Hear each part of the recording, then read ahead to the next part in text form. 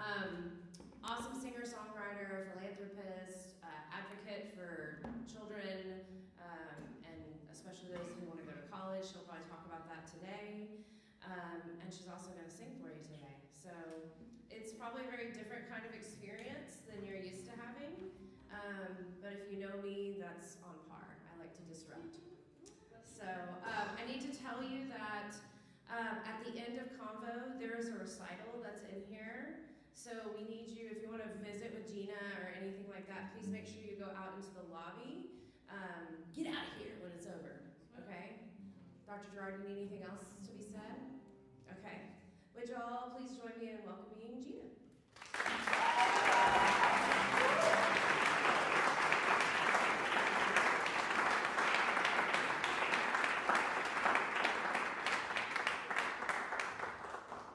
Thank you. Give me just a minute.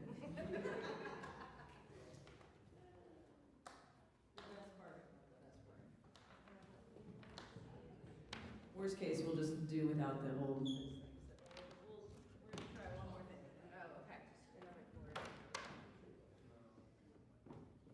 Did you get registered, Jessica? Yes. No. Who said no?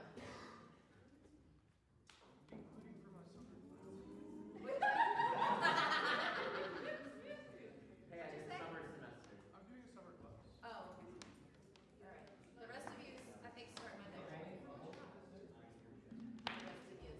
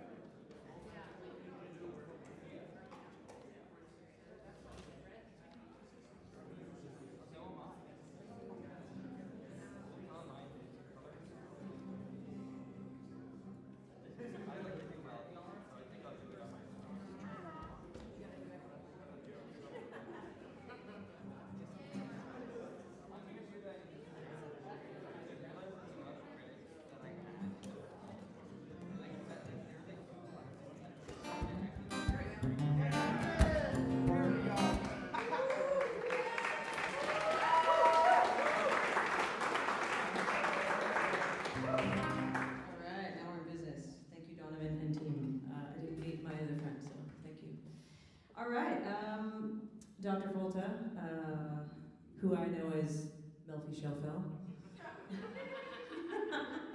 One of the things we share is elf language. Does anybody know elf language? You do? Helfalufo. It's not like elven. It's like you literally add the word elf after every consonant. So my name would be Jelfie Nelfa. Anyway. This was something we learned as the wee children. It's been awesome to be here and get to meet so many of you. Dr. Folta, thank you so much for having me. I'm gonna play some music. Let's do it. All right. Any fans of the NPR Tiny Desk concert series? All right. I am very proud to, as they say, have a tiny desk. And this is one of the songs on there.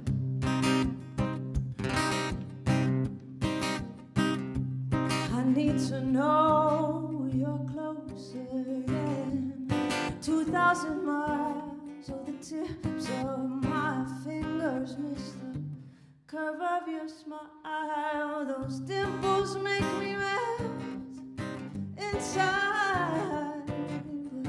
You're my lover to find. I'm walking the block in a stupor of rage, and I got no more to give than what I've given to date. I need someone to steal my mind. You're my love to find.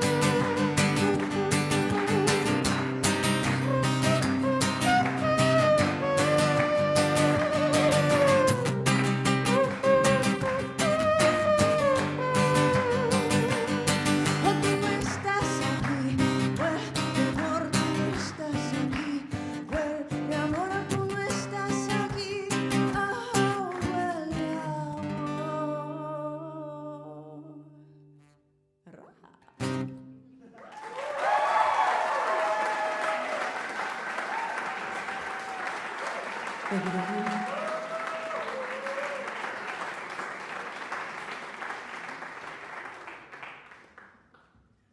All right, so now that we're all in the band, I was actually lamenting. I was like, man, there's so many incredible musicians and instrumentalists here. We should have done a thing where people get to solo or something. I also hear it's like, you're like done. It's like not that time of year. You're like, we don't want to do any more than we have to, which I get. All right, well, I've met with a few different classes, and so there will be some songs that might be repeats for a couple of you. This is a song called "The Sweet Sound of Your Name," and forgive me if you've heard this story already, but I met my wife at the University of Texas Catholic Center, i.e. the Catholic Church on campus, and we've there's lots of stories there, but this particular song is probably one of my favorites that I've written, and actually somebody in your, Dr. Folta, in your, was it the opera class? Asked, I don't know if that person is here, but asked me a really tough question, and said what was the song that took me the longest to write? And I think this one might be it, because I had the verses, but I didn't have a good chorus for it for like 6 years. I kept returning to the song to be like, oh man, it was like, you can't have great verses and then like a crappy chorus, you know? And so I finally got there.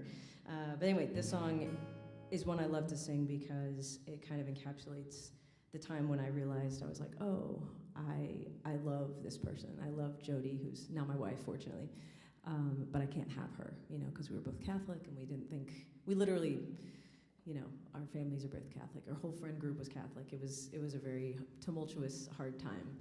And we couldn't have ever envisioned a life together. And so to be able to stand on stage, having built an incredible 20-year relationship, it's like half my life with this person, and to be married for 8 years, and then get to sing this song feels really, really beautiful.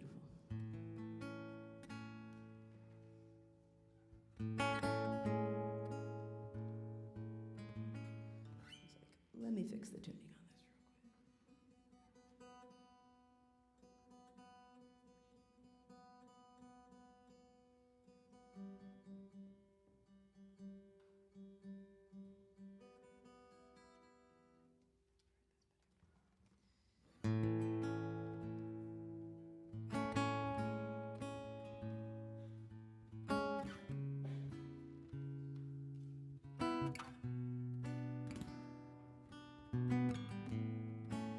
They say I'll forget you long enough to raise my head and push back up.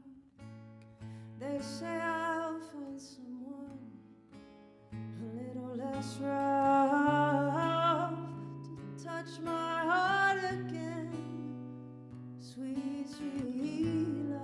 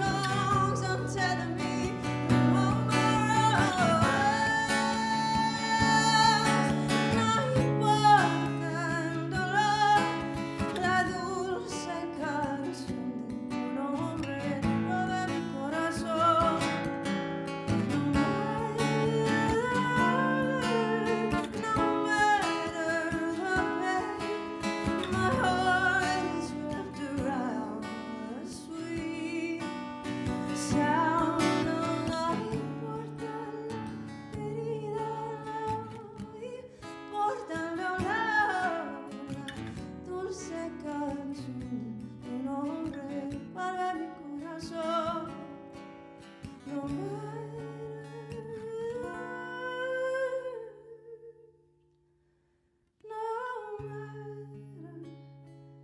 the pain, my heart is wrapped around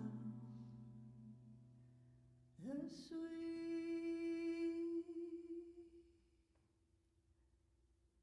sound of your name.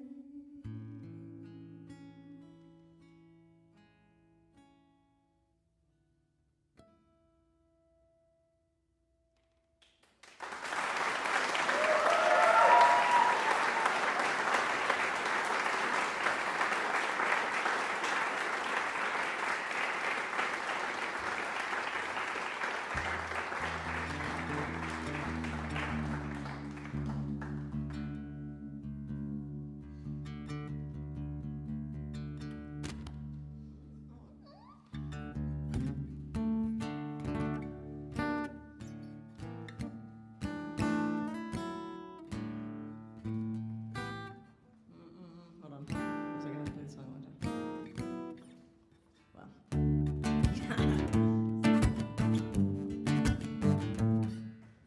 All right, this is a song you know. Well, actually, maybe. You'll probably know the song. I don't do a whole lot of covers, but this is one I do.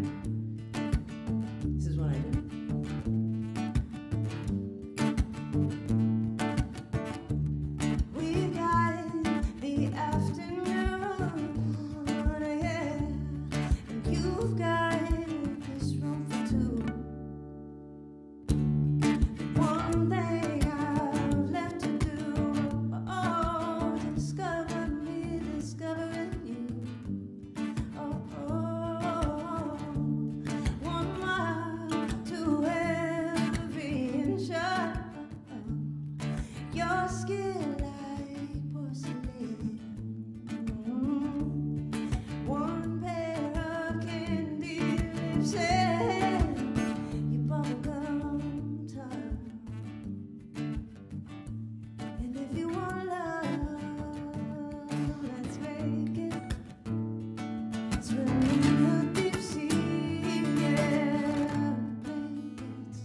Take all your big plans and break on this bound to be wild.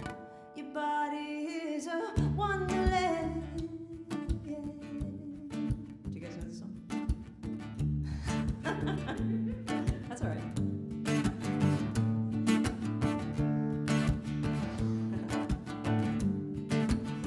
John Mayer stole it from me. Something about the way the hair falls in your face. I love the shape you take when calling towards a pillowcase.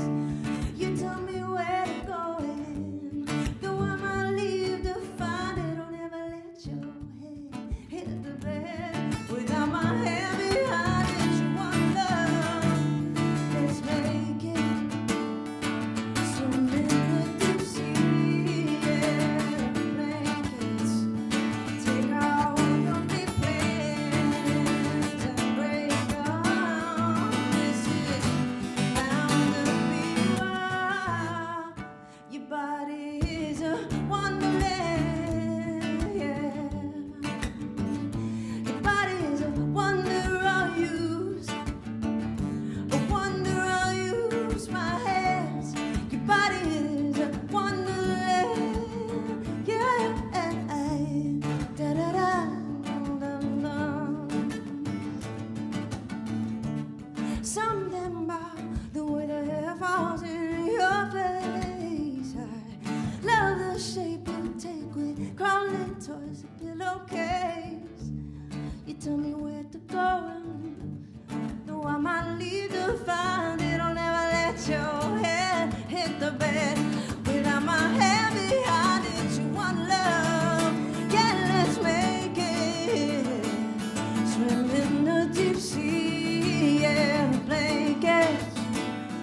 Take all your big plans and break them. This is bound to be wild.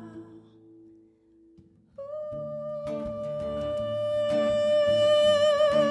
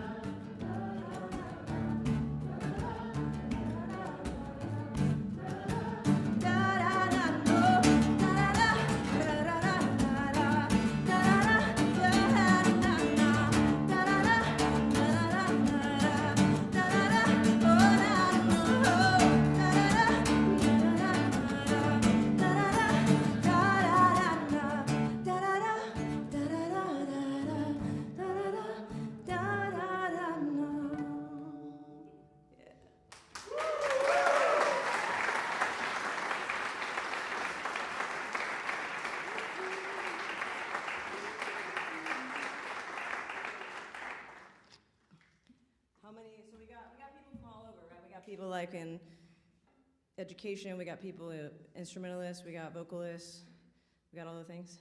Yeah? What did I not mention? Music theater, we got, what else we got? Music technology, yes. I'm going. Excellent. Cool. Well, let's see here. I'm gonna do. All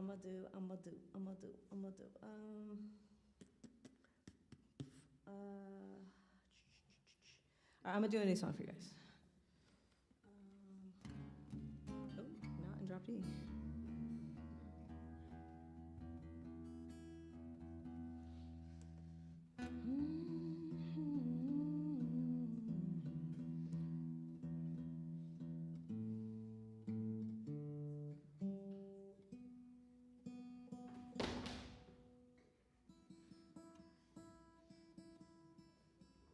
I thought that was my guitar for a second. I was like, that didn't sound good.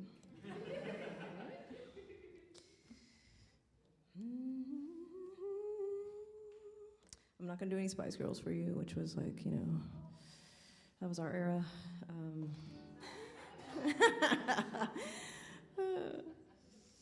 Let's see, what do I want to do? Oh yeah, I was gonna do a new song. Okay.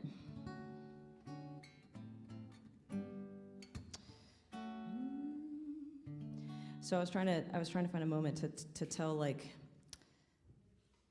the story of my first kiss with Jody, who's my wife, and it was the moment where like, y'all, I grew up so Catholic, so Catholic. We met in the Catholic Church. I had literally thought about joining religious life in college, and our first kiss, like. This sounds so silly, but we thought, I thought it was gonna be like kissing my brother, or the earth would like swallow us whole, and there would be like lightning strikes and locusts. It was like Old Testament, things would happen, right? Yeah, snakes, whatever. Something would be released, and terrible havoc on the earth because of the gays, because that's what they've told us. And of course, the moment of our first kiss was honestly the most God-filled moment I'd ever experienced. And what I mean by that is, as you probably know, physical pleasure can be a selfish thing. Can be like I like this, I'm gonna do me. You know what I'm saying? And it was at once like the most pleasurable thing I'd ever experienced, and at the same time I realized, I was like, if she doesn't want this, I don't want this. And that understanding of like, the depth of love is actually about sacrifice, it's actually about giving of yourself. And I understood that in a moment, and I was like, this is the most God I've ever felt. And so there was like this moment where I'm like, oh my God, oh my God, oh my God, and then I was like, oh my God, and then I was like, what the like everything in my life had told me this would be the worst possible thing I could do, and yet it was the exact opposite. And so I was like, how do I capture that in a song? I'm not sure if I've done it, but I'll play you what I've come up with so far.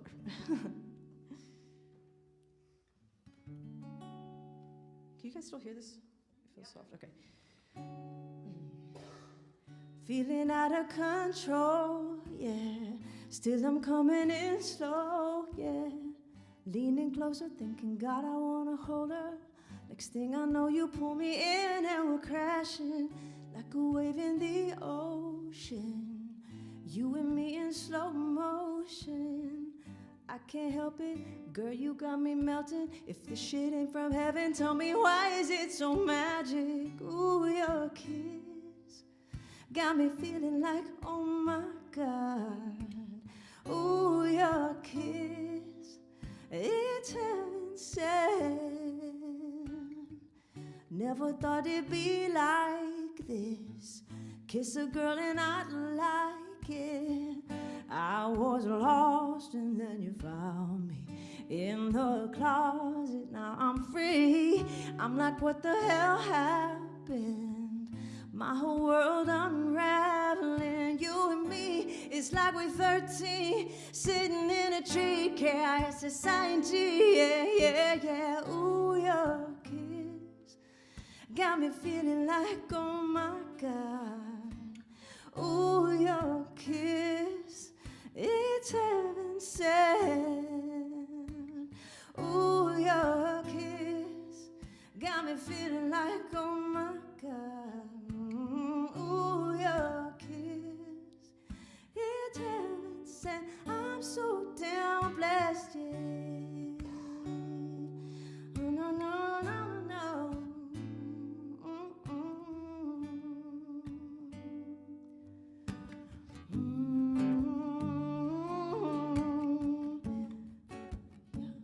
Got me feeling like your kiss got me feeling like your kiss got me feeling like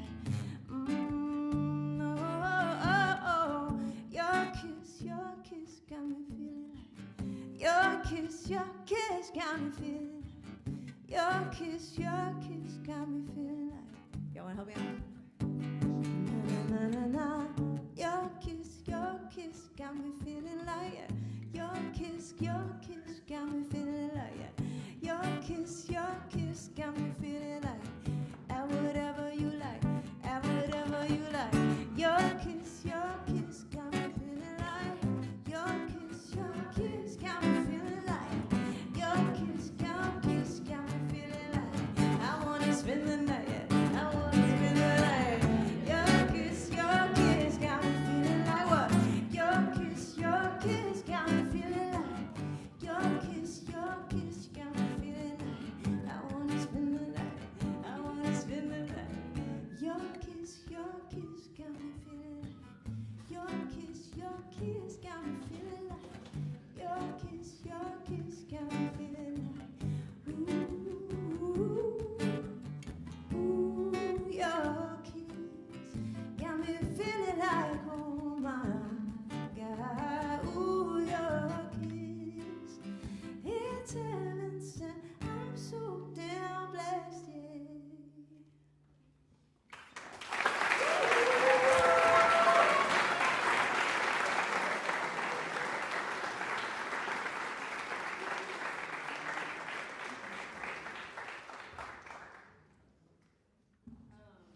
I will say it's really cool. I've gotten to hear some of the students' compositions today, and you know, just being able to talk to people. Honestly, I'm pretty much a self-taught musician. You know, Michelle and I grew up in kind of the elementary, middle school, high school programs together.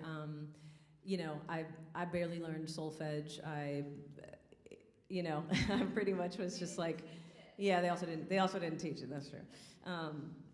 But like, you know, in a lot of ways, I come to things like this, and I'm like, what can I possibly offer? Like, y'all have so much more musical understanding and experience than I do, and at the same time, I think like even Dr. Fultis and my journeys, like having started in the exact same place and still being in music, but in very different industries or parts of the industry of music. You know, I think it's just a testament to there's no one path, and you know, and you may not know exactly what you want to do in the future. I was a journalism major in college, you know, and so, but music is always something that's driven me, and I think in a lot of ways there's a reason that music is one of the, if not the most powerful form of the arts, because like we are music, you know. If we didn't have a drummer in our chest that kept really good time, we wouldn't be here. You know, and I am reminded, you know, when we walk outside and we hear a bird sing, we still call that a song, and it doesn't have to be 3 minutes or a sonata or you know, whatever form that you are taught is like this is music. It's all music, and so just as a reminder that, you know, there was music before there was music theory. The theory is just a way to describe what we already know here, and to make sure that we're connecting to that part of us, especially in a world where AI is coming and, you know, taking what we've done and kind of like making this dumbed down version of it. We're the ones who are gonna create the original thing that it hasn't heard before. We're the ones that are gonna experiment and push. And I know that's what you're doing here because I've heard it from the students here. So thank you for allowing me to be here, for sharing your craft and your talents with us. And thank you again to Dr. Folta for maintaining a lifelong relationship and bringing me here to see what you've been up to these past many years. So yeah, appreciate it. Let's see.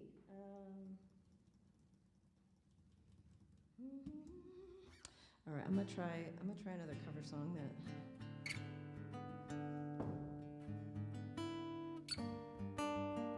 It's been a while since I've done this one.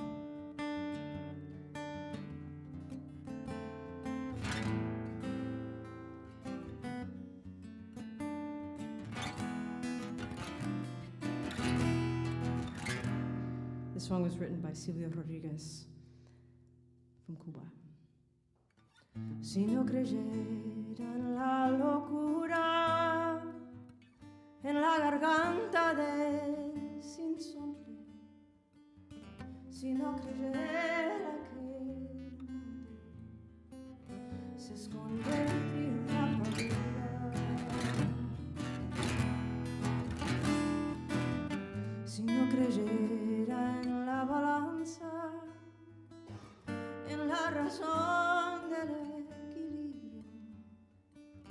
si no creyera en el delirio, si no creyera en la esperanza, qué cosa fuera la masa sin cantera, un amasijo hecho de cuerdas y tendones, un revoltijo de carne con madera, un instrumento sin mejores pretensiones que lucecitas montadas para escena. Qué cosa fuera, corazón, qué cosa fuera, masa sin cantera.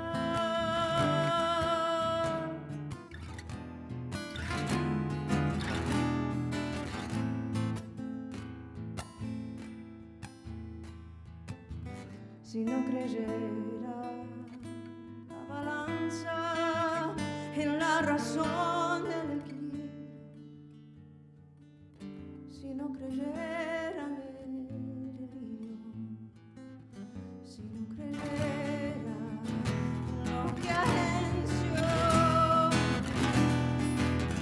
si no creyera en cada herida,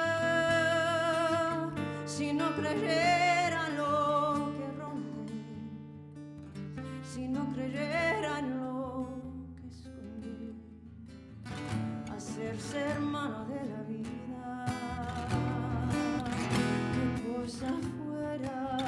qué cosa fuera la masa sin cantera, un amasijo hecho de cuerdas y tendones, un revoltijo de carne con madera, un instrumento sin mejores pretensiones que lucecitas montadas para escena. Qué cosa fuera, corazón, qué cosa fuera la masa sin cantera, un testaferro del traidor de los aplausos, un servidor del pasado en copa nueva, un eternizador de dioses del ocaso, un vino hervido con trapo y lentejuela. Qué cosa fuera, corazón, qué cosa fuera la masa sin cantera.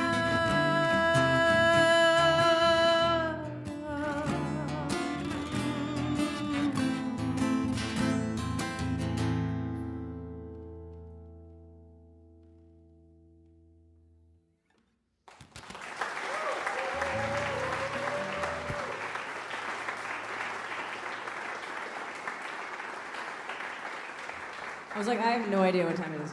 I don't even know. One more song? Oh, we're over. Are we over? No, you have like about 10 minutes. Oh, perfect. Okay, great. Do like how the next question is. No, we don't do questions.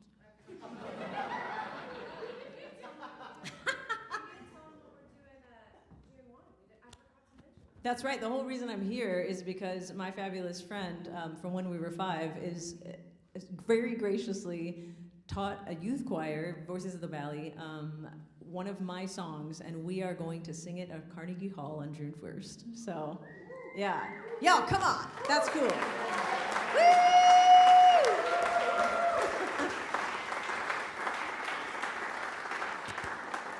Yeah, pretty cool. I feel very, like I said, I feel very blessed. This was completely, her idea, and to be like, hey, is it cool if, do you want to play at Carnegie Hall? And I was like, let me think about it. So pretty freaking rad. Sometimes I'm like, how is this my life? This is so cool. All right, I'm gonna play a couple other songs. Would love to. I do love to answer questions, so that's definitely a thing. Let's do this. Maybe this one more song, and then we'll do a couple Q&As. All right. This is a song of mine called "She Persisted."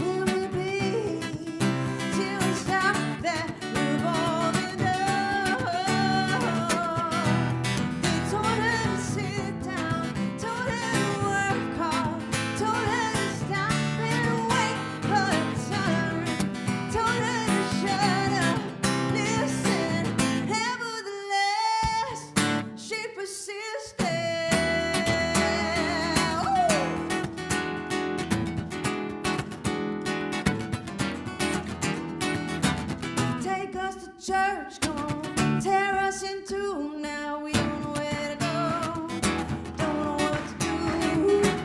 Dress up the devil in red, white, and blue. Now we don't know where to go, don't know what to do. Can't deny these lies we've been here before. Yeah, history will repeat till we stop.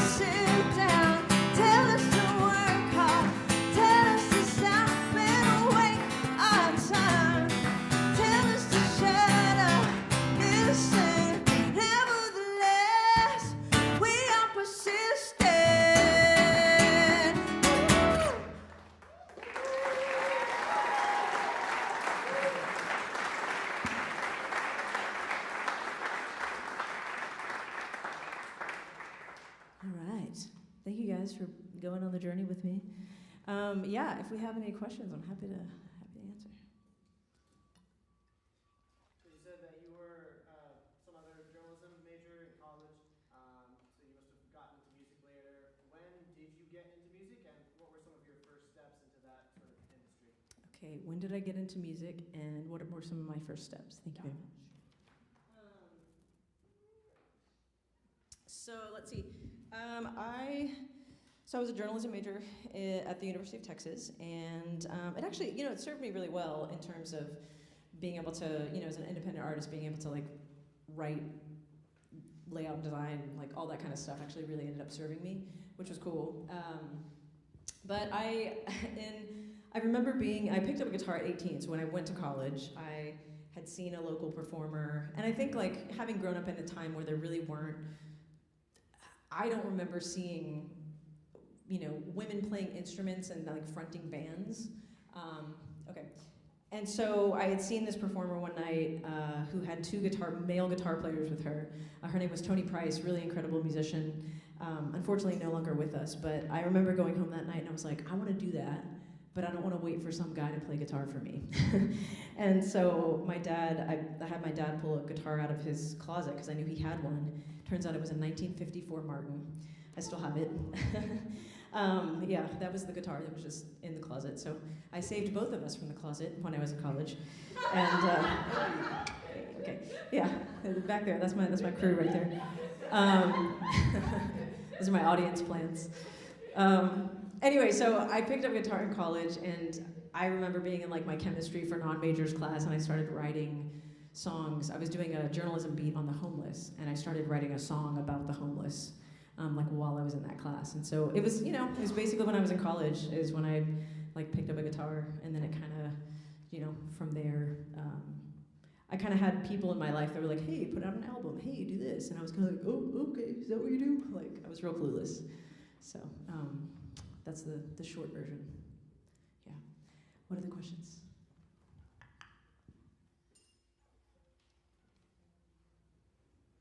Yes, in the back. Being in the recording studio and having things update over the years, how do you feel about the automatics behind pitch correctness when you like producing a song or writing one and relying on your producer to try to fix it in retrospect? Kind of the turn up the talent monitor, like that. Is that? Just kidding. I think what you're asking is kind of, there's a little bit of at what point does technology maybe cover lack of talent, or can also be, there's whole artists who have made a whole thing out of being like super auto-tuned, like that actually ends up becoming like a sound. And so, I think as with all technology, it's a tool, and tools can be used for good or for bad. I can use this chair and sit on it and it can be great, or I can throw it at someone. You know what I mean? Like, and so the chair didn't do anything wrong. I did, because of the way in which I used it. And so I think technology is the same. So, personally, I don't need a lot of auto-tune on my voice, fortunately. But I'm sure producers have used, Melodyne or whatever they do to like, certain things to pitch it up or whatever. So I think it's kind of just preference, and it's probably depends on the producer, depends on the artist, depends on me going in and saying like, hey, I don't want you to do that. If I know that that's a thing that you're gonna do, I actually don't want you to do that. I want it to be raw. Or, being able to have a say in like how the tool is used is maybe more my answer to that question. Yeah. We have to stop, but if you would like to chat with Gina more, we'll be out in the lobby. So please make sure that you hop out there if you'd like.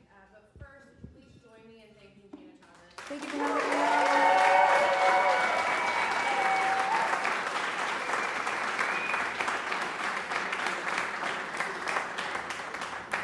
If you're on Instagram and you want to stay in touch, at Gina Chavez, I love to answer DMs. Thank y'all so much. Good luck on all your fabulous, talented things.